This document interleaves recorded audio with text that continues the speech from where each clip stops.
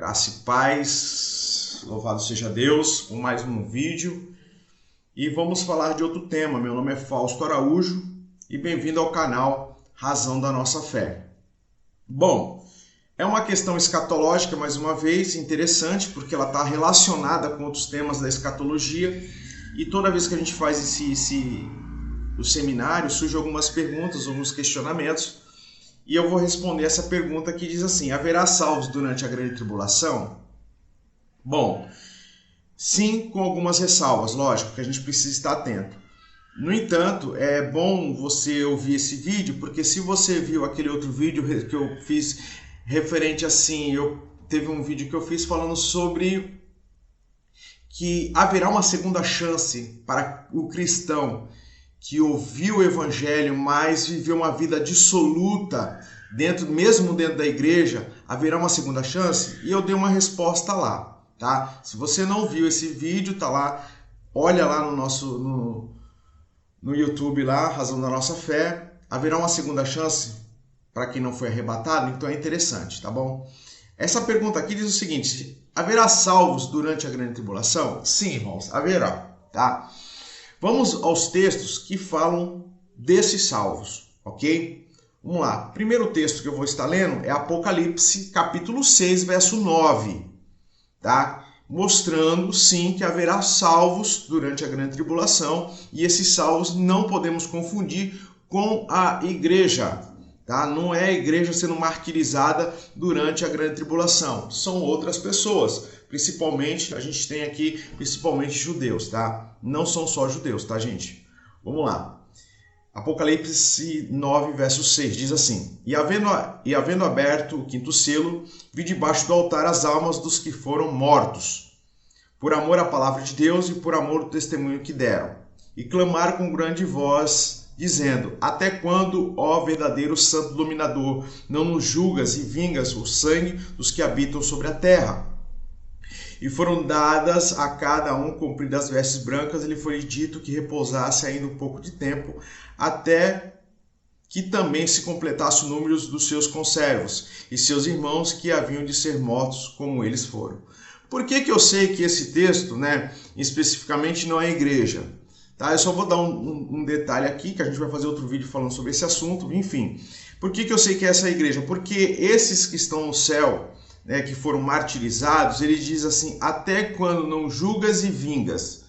Este não é um sentimento da igreja, pedir por vingança. A gente aprende isso lá no Novo Testamento. Então não são pessoas que elas foram convertidas, elas aceitaram, confessaram a Cristo, eu uso essa expressão, tá bom? Mas elas não tiveram um longo prazo, não tiveram um prazo longo de serem instruídas, ok? Então isso diz respeito a mais um judeu, uma mentalidade judaica, que se converteram durante a grande tribulação. Enfim, vamos lá. Outro texto que diz assim, Apocalipse 7, verso 9. Depois dessas coisas olhei, e eis que uma multidão, a qual ninguém podia contar, de todas as nações, tribos, povos e línguas, que estavam diante do trono e perante o Cordeiro, trajando vestes brancas, e com as palmas das suas mãos, e clamando com grande voz, dizendo: salvação ao nosso Deus, que está sentado sobre o trono e o Cordeiro. No verso 14 diz assim: E disse, Senhor, e eu disse, Senhor, tu sabes.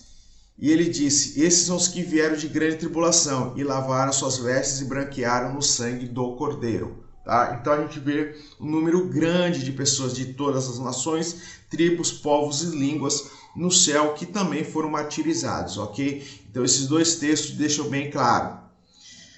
Interessante falar de grande tribulação é outro ponto. O número de salvos será muito grande, tá? Como o texto diz, eu não posso negar isso de maneira alguma.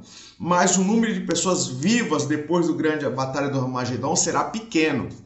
Ou seja, essas pessoas serão salvas, suas almas serão salvas, só que, no entanto, elas serão martirizadas. Como diz, o texto está dizendo que essas pessoas estão no céu.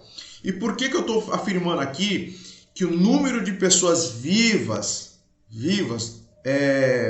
depois da batalha do Armagedon será pequeno? Porque a Bíblia me dá texto para falar sobre esse tema, tá? Só fazer essa alegação. Eu vou te dar 2 textos bíblicos que mostram que o número de pessoas vivas após a Batalha do Armagedon será pequeno, tá? Zacarias 14:16 diz assim: e acontecerá que todos os que restarem de todas as nações que vieram contra Jerusalém subirão de ano em ano para adorar o Rei, o Senhor dos Exércitos, e para celebrarem a festa dos tabernáculos.